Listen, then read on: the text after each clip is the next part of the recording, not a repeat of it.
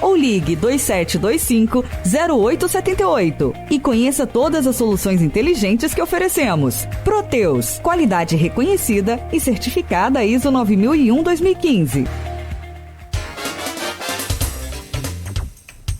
8h10 em Campos, hoje 1º de outubro de 2020, o Folha no Ar, primeira edição, tem o oferecimento dos laboratórios Plínio Bacelar e Clínica Proteus, recebendo hoje o professor José Luiz Viana, sociólogo e professor da Cândido Mendes.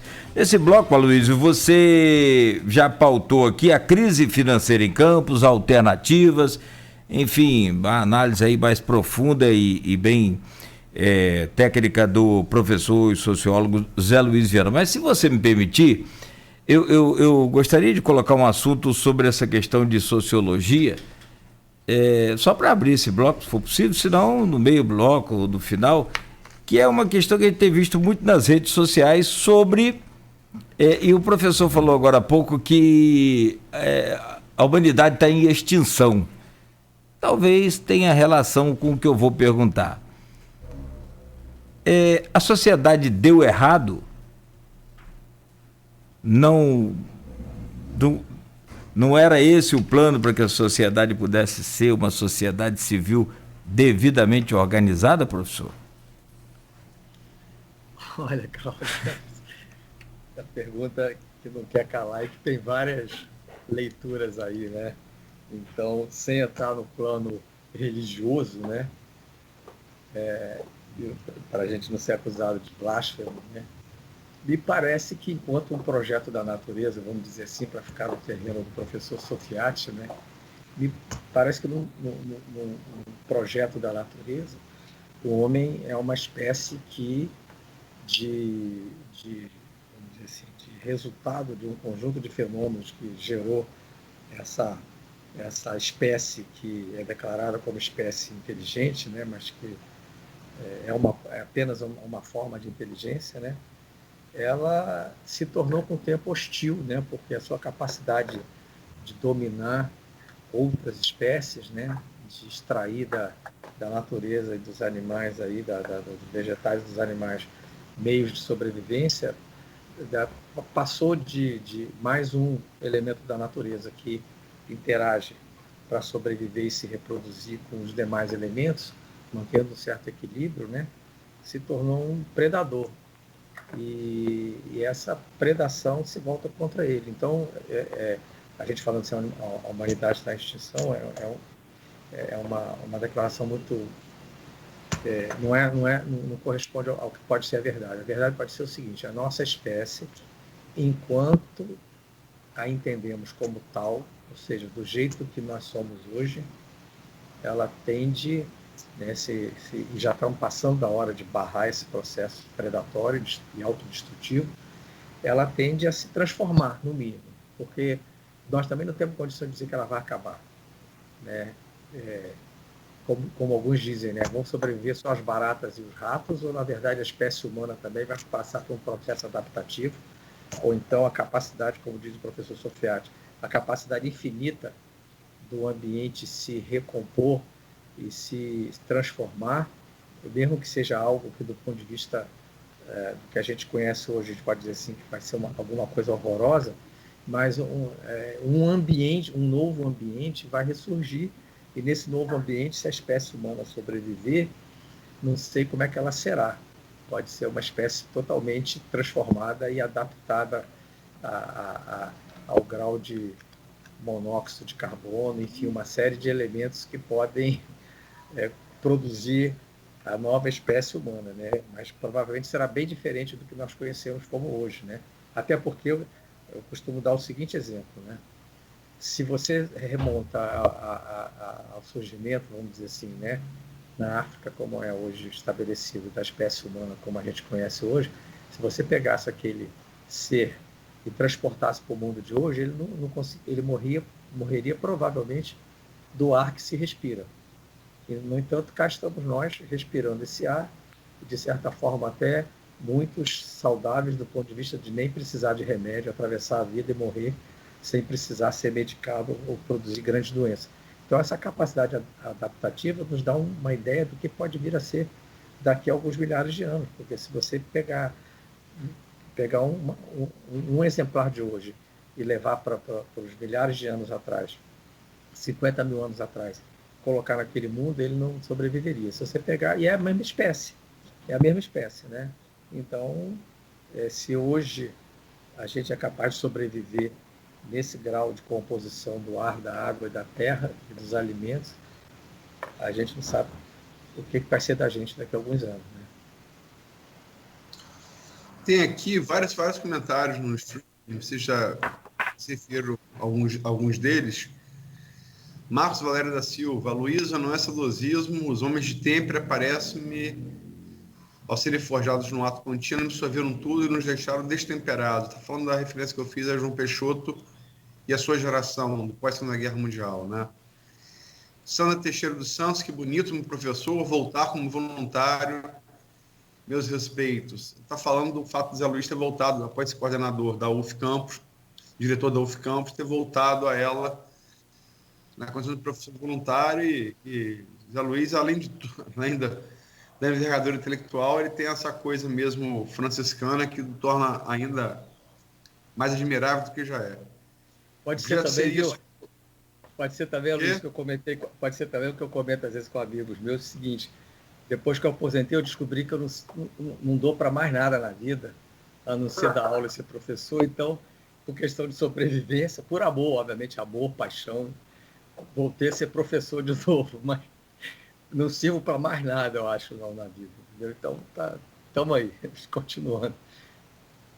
Zé, você falar que eu não sei para nada, me lembrou uma... Tá com um nepo.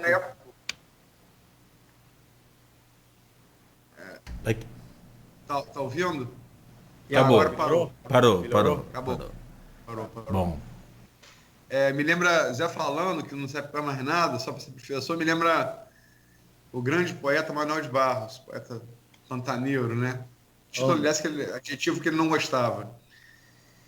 Manuel de Barros dizia sobre a poesia: poesia não serve para nada, só é bela. Maravilhoso. Então, amo o Manuel de Barros. Grande Manuel de Barros. Flávio Cruz Siqueira: obra paralisada devido às famosas suspeitas de superfaturamento, lembrando que tecnicamente a ponte liga os municípios de São João da Barra e Campos.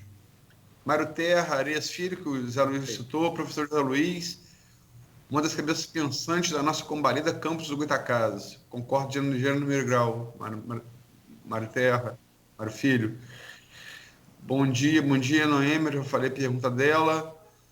Ivanete Lobo: bom dia, gostaria que o professor Zé Luiz Viana, grande conhecedor da história, pudesse falar sobre regimes políticos para esses desinformados que só veem comunistas naqueles que manifestam divergências em relação ao governo. Acho que a gente falou um pouco sobre isso aqui, né? O Zé Luiz falou. Carlos André Moreira só mostra que Thomas Jefferson é uma maquiavel da redação política. Estava falando da inversão do colégio eleitoral que Thomas Jefferson fez no século XVIII. Carlos André Moreira, meu filho, com todo respeito, vamos deixar essa discussão para os historiadores, né? Vamos deixar que os historiadores discutam isso, na melhor das hipóteses. Maurício Batista: a palavra negacionismo está em alta no governo Bolsonaro, inclusive a ciência. Seria uma forma política de administração ditatorial? Enfim, várias participações aqui.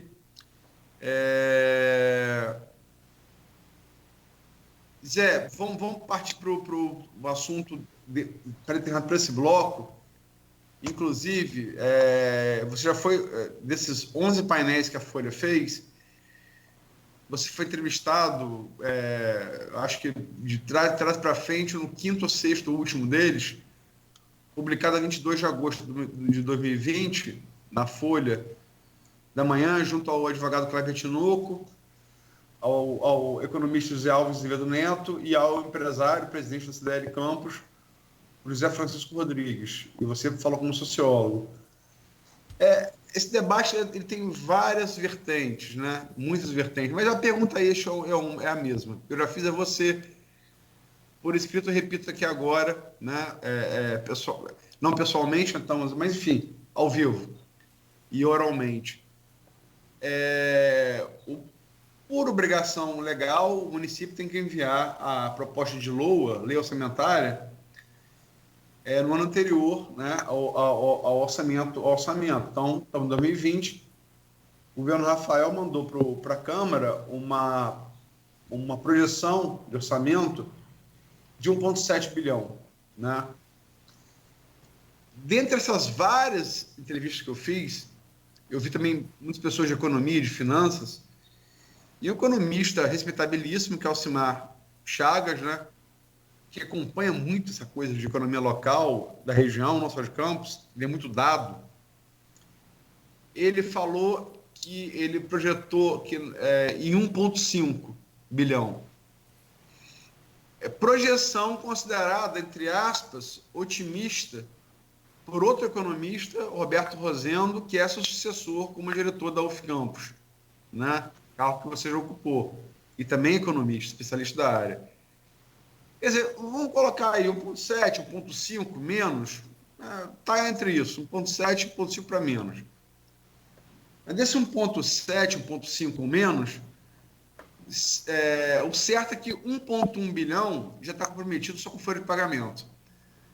E a Fazenda desse governo atual projetou o gasto, porque, logicamente, o município não é só folha de pagamento, tem custeio, né? Em 2 bilhões, quer dizer, 1,7, 1,5 menos. Qualquer que seja o valor, 1,1 folha de pagamento. Projeção total de gasto, 2 bilhões. Como sociólogo, logicamente que você não é um homem dos números, mas como é que fecha essa conta? Porque é difícil, parece difícil. Eu não sou o homem dos números, mas como você falou, isso aí é um caso tão grave, tão sério, que eu venho estudando esses números aí, obviamente bebendo nas mesmas fontes, né, do Alcimar, do Zé Alves Neto, do Ranulfo Vidigal, do Rosendo, enfim, eles nos abastecem e eu sempre recorro a eles nos momentos em que eu preciso de um raciocínio de economista. Mas é impossível não lidar com esse fato, porque, na verdade, ele é, como você falou, ele é o eixo matriz de todo o resto. Quer dizer, se você pensa numa gestão municipal, pensa em políticas públicas. Antes, eu queria agradecer a mensagem da Ivanete, mandar um abraço para minha amiga Ivanete Lobato, e pode ser que lá na frente a gente volte a esse assunto e aí eu posso tocar no que ela falou. Mas, enfim... agora, por favor, se quiser responder, fica à vontade, tá? Não, eu acho que como a gente vai entrar também na questão eleitoral, né? Aí a gente vai ter a oportunidade de pegar essa observação que ela fez. E aí, olha só, Luísa, eu li todo o material produzido por você, pelo seu trabalho aí de entrevista, todo o material.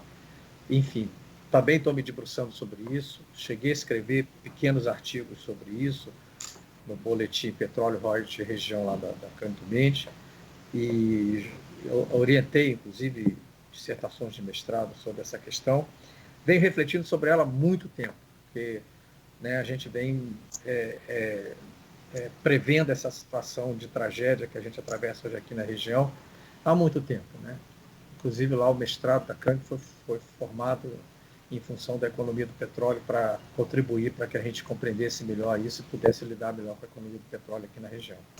E nós fracassamos, né, na questão do uso dos royalties e das participações especiais. Só que eu acho, Luiz, eu vou, já que muita gente já falou, e você publicou muita coisa, eu vou pegar só o que eu acho que é mais polêmico e que eu estou, de certa forma, como uma voz divergente, ou pelo menos que está trazendo algo para o que a região tem muito pouca escuta, e eu vejo, inclusive, poucas escutas até mesmo nos candidatos, e que, no entanto, tem se comprovado como absolutamente concreta, prática. Então, não é aqui o teórico pesquisador que está falando. Enfim, é o pesquisador do mundo prático real. Todos os municípios pós-tragédia do Norte Fluminense, ou seja, após a tragédia que deu um baque nos orçamentos, uma quebra dos orçamentos dos municípios produtores da região, então, particularmente, Campos, São João da Barra, Macaé, Quissamã e Carapebus, todos os outros que vieram depois, ou seja, para onde foi deslocada a maior parte do ROI de participações especiais, que são Maricá, Niterói e os municípios do norte, do litoral norte de São Paulo, que agora estão nadando em dinheiro de ROI de participações especiais em função do pré-sal da Bacia de Santos. Todos eles adotaram um modelo de fundo que deu certo no mundo inteiro e que há pouca acessibilidade aqui para compreender isso e pegar isso e botar embaixo do braço. Eu vou dizer por quê. Qual é a questão central de um orçamento, grande ou pequeno? No caso agora é um orçamento combalido, como você colocou aí os números, um orçamento combalido para todos esses municípios a partir do ano que vem, para o próximo gestor, para o próximo prefeito. O ponto fraco desse orçamento é ele ter que ser composto com uma previsão de arrecadação de royalties, participações especiais, agora no caso talvez só royalties durante algum tempo, até recuperar, se for recuperadas as participações especiais, imprevisível. E a crise, independente de ter tido uma crise mundial, uma crise nacional também, a crise do petróleo aqui na região, ela deixou a nu, colocou a nu, jogou na nossa cara a absoluta imprevisibilidade da economia do petróleo, por N fatores. Vou colocar alguns mais evidentes e óbvios que a gente vê toda hora. A oscilação dos preços. A oscilação dos preços faz com que despenque de 140 para 14 em pouco tempo. Então, quer dizer, você faz um orçamento um ano e meio antes, porque na metade do... Final de 2014. Foi no final de 2014 de 2015. Foi... Exatamente. Né? Então, você tem... O que você faz no ano seguinte, né, quando você as expectativas são frustradas nesse nível? Né? Segundo lugar, a geopolítica mundial, as novas fontes de energia renováveis que podem vir a substituir o petróleo, o câmbio, né? No caso, o câmbio pode ser favorável no momento em que há uma desvalorização da moeda brasileira, mas em outro momento pode ser, aliás, é favorável para a exportação, né? Mas ele é desfavorável quando houve agora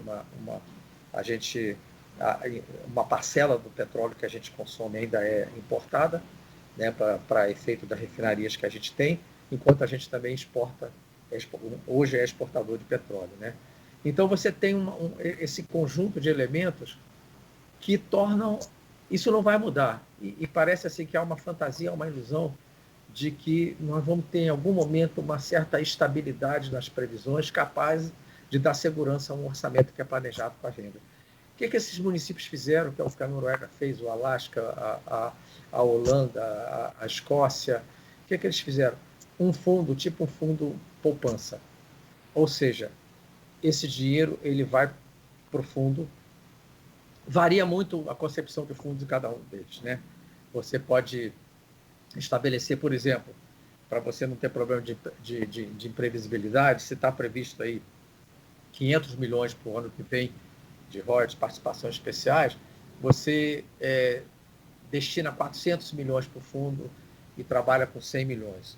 Ou seja, você está prevendo aí que, por mais que aconteça uma tragédia ano que vem, você provavelmente nunca vai ter menos do que 100 milhões. E você constitui o fundo. Esse fundo é um fundo que visa ser permanente, porque a grande questão da economia do petróleo e a economia de recursos naturais, de um modo geral, minerais de um modo geral, né, ela tem um compromisso intergeracional. Ou seja, você tem que preparar o território, a sociedade, para um futuro pós-esgotamento daqueles recursos naturais. São todos recursos esgotáveis, não são renováveis.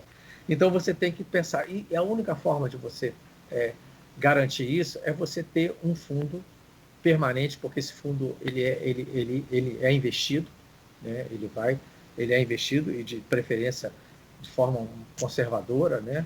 De pouco risco, para que ele não seja dilapidado.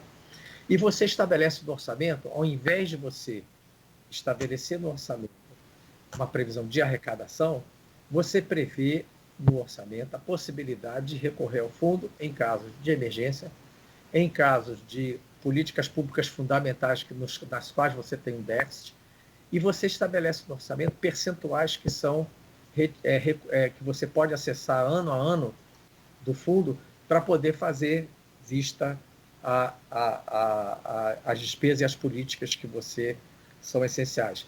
Por exemplo, Niterói montou o hospital de campanha em São Gonçalo recorrendo ao fundo. Ele não tirou do orçamento dele. Se ele tivesse um orçamento, somente um orçamento, ele não poderia ter montado o hospital de campanha em São Gonçalo. Mas ele tinha um fundo.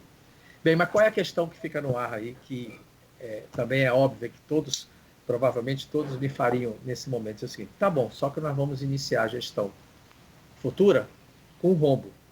Então, pensar em poupar, né? Que nem você tá devendo, né? Entra o dinheiro e você diz assim: em vez de pagar a minha dívida, eu vou poupar. Então, como é possível pensar em formar esse fundo dessa espécie? Aí eu digo o seguinte: tem uma parte aí mais importante e que todos os seus entrevistados reconheceram, eu acho muito bom isso, é um avanço democrático na reflexão, que é o seguinte: compreender que vai ter que ser constituído um pacto, ou seja, é preciso um diálogo muito amplo, porque o que vai entrar em jogo aí é o seguinte: o que priorizar, o que vem primeiro, o que vem depois, o que é fundamental. E aí também há uma dissonância entre o que eu penso e grande parte das pessoas pensam, se colocaram. A gente, quando fala em impacto e participação da sociedade, aqui em Campos, no Brasil tem uma visão ainda muito elitista, muito conservadora. Fica de fora segmentos de trabalhadores, segmentos de sindicatos, movimentos sociais ficam de fora. Quase sempre é a elite da sociedade. São os empresários, quem tem função, cargo político, quem tem prestígio social e quem tem poder, né?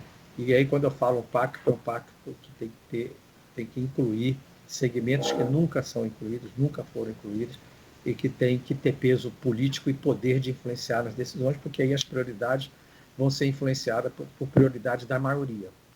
Porque, na verdade, esses segmentos hoje, que quando falam vamos fazer um pacto e vamos nos reunir, eles não representam a sociedade.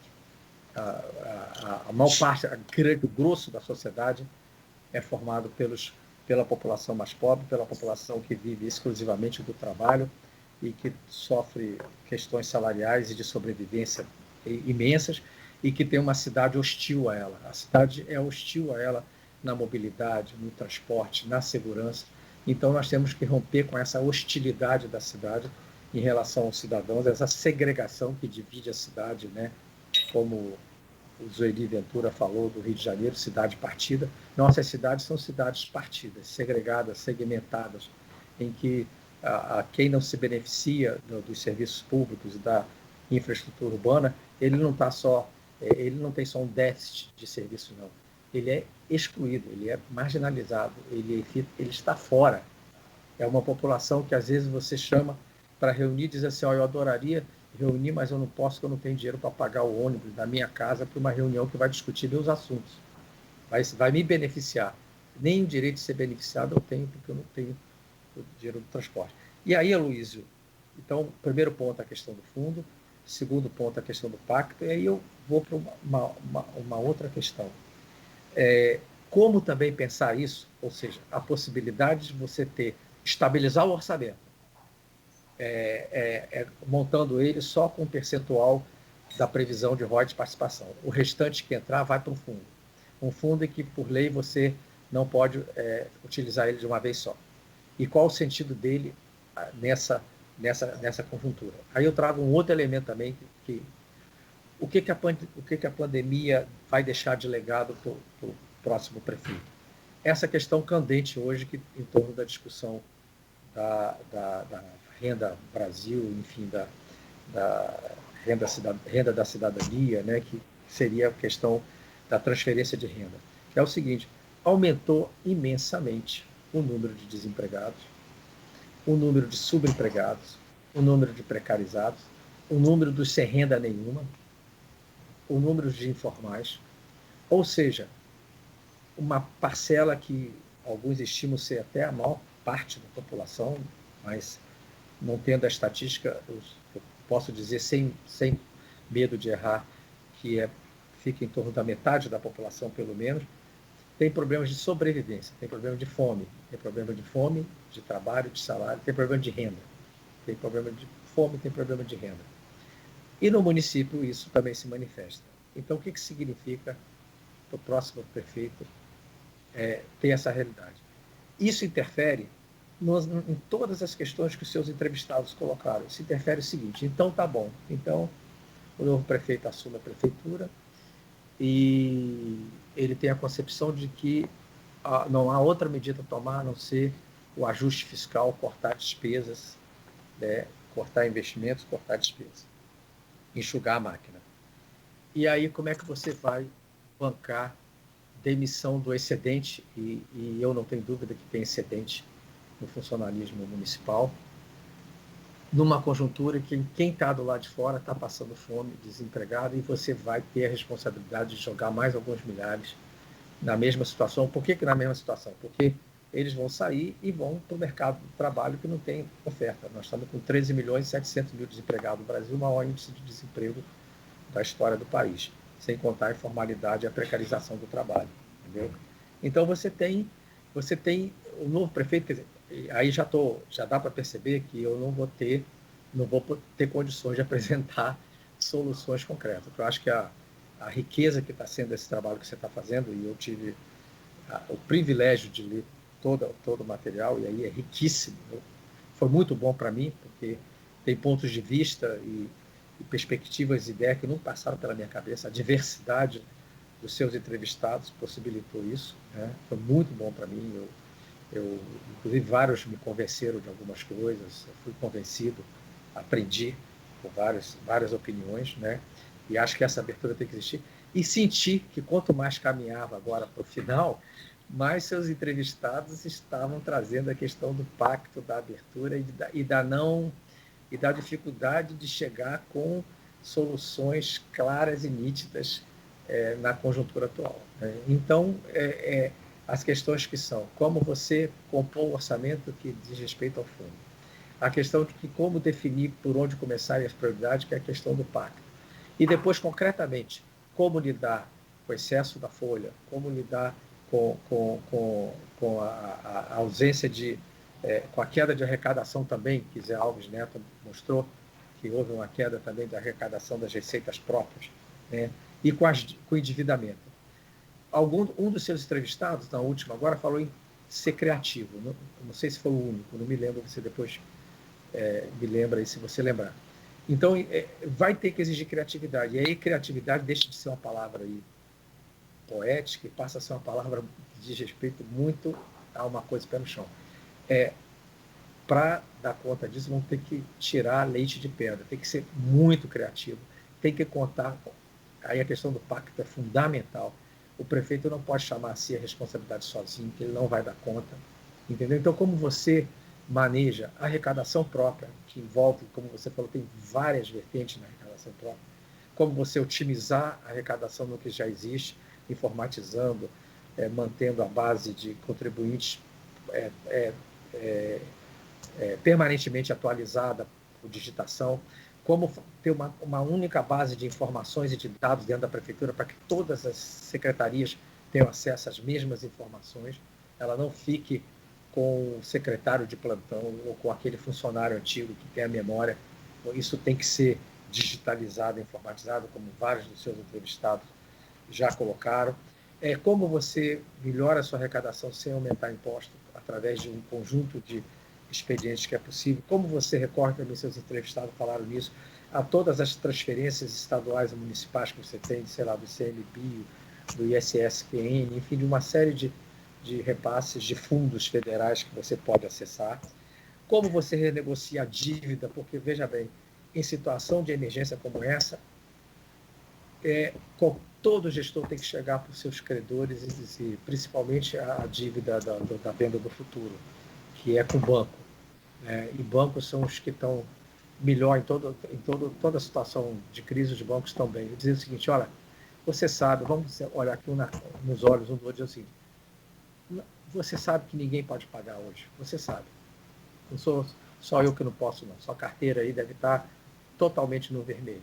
Então vamos renegociar as condições dessa dívida, entendeu? Vamos pedir uma moratória de um tempo aí para a gente acertar isso. Sabe por quê, Aloysio? Porque eu vi muita contribuição também no campo de como diversificar a economia, como reativar os investimentos, como você sair da crise do ponto de vista econômico, porque só mesmo com atividade econômica que você consegue, do ponto de vista estrutural, superar isso e ter uma sustentabilidade de médio e longo prazo. Então, diversificando a economia, as ideias são muitas e tal, só que eu fico colocando o seguinte, isso não é uma palavra mágica, não. Qual é o investimento econômico que dá retorno dentro de 4 anos? Então, por exemplo, alguns falam no agronegócio, a vocação para o agronegócio e tal, reativação da economia sucrocoleira. Qual o prazo para ela dar retorno? Que você possa falar que diversificou e já está rendendo aí impostos e arrecadação própria.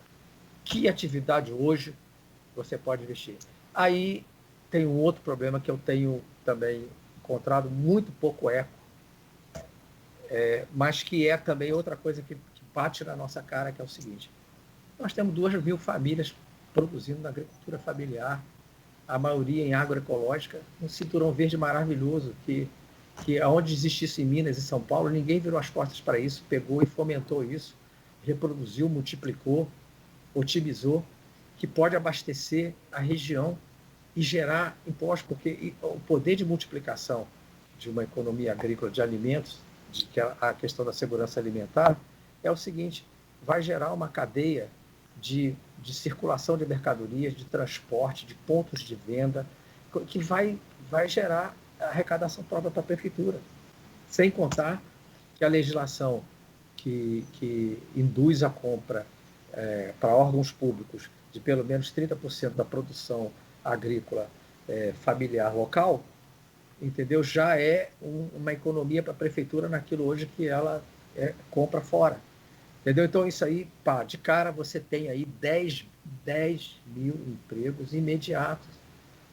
Então, assim, eu percebo assim, Campos tem isso, né? A gente costuma falar, quando a gente está tomando a cerveja no bar, a mania de grandeza do campista, porque já tivemos momentos fundamentais na República Brasileira. Então, você admitir assim que, caramba, já não sou mais aquele. Mas como eu posso ser grande sem precisar retornar a ser o centro da República Brasileira, eu posso ser grande com cinturão verde de abastecimento alimentar que gera 10 mil empregos.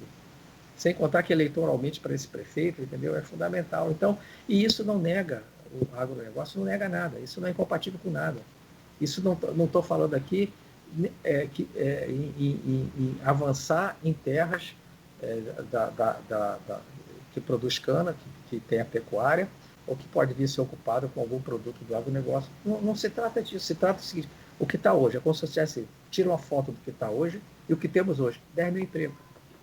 10 mil empregos, mas que gera uma renda muito baixa, o que tende, com o tempo, talvez muitos desistam de produzir, eu conheço vários, eu compro eu consumo alimentos dessa agricultura agroecológica de campo, né? E a sobrevivência é muito difícil, no entanto, com muito pouco, mas com muito pouco, muito menos do que montar qualquer grande investimento em campo. Você faria isso. Então, essa é uma assim, que você vai de cara. Do ponto de vista das condições da cidade, entendeu? Você tem, uma vez brinquei, foi até na Folha da Manhã, né? Porque a liberdade que eu sempre tive na Folha, eu falo umas coisas meio assim, que é só mesmo para mexer e provocar, né? Uma vez eu falei assim, olha, um prefeito na crise econômica que o município está atravessando devia se eleger, chegar para a cidade e dizer o seguinte, olha, pessoal da classe média alta, dos bairros consolidados, que tem um grau de urbanização elevado, tem e tal, eu vou dizer para vocês o seguinte, aguenta aí 4 anos, a estrutura, o bem-estar que vocês têm não vai se deteriorar nesses 4 anos, mas eu preciso direcionar todo o meu orçamento para a região que a gente chama de Guarulhos, para o outro lado do Rio e para os bairros pobres aqui do lado, para suprir o que falta de pavimentação, iluminação pública, saneamento, esgoto,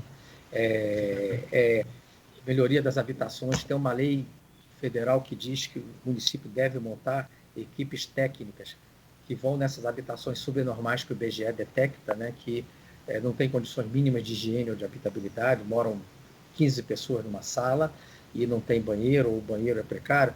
Então, essa equipe técnica da prefeitura vai lá e define as reformas que tem que ser feitas para ela passar de subnormal para uma habitação normal, o que significa saúde, né? Significa poupar, inclusive, recursos municipais na saúde.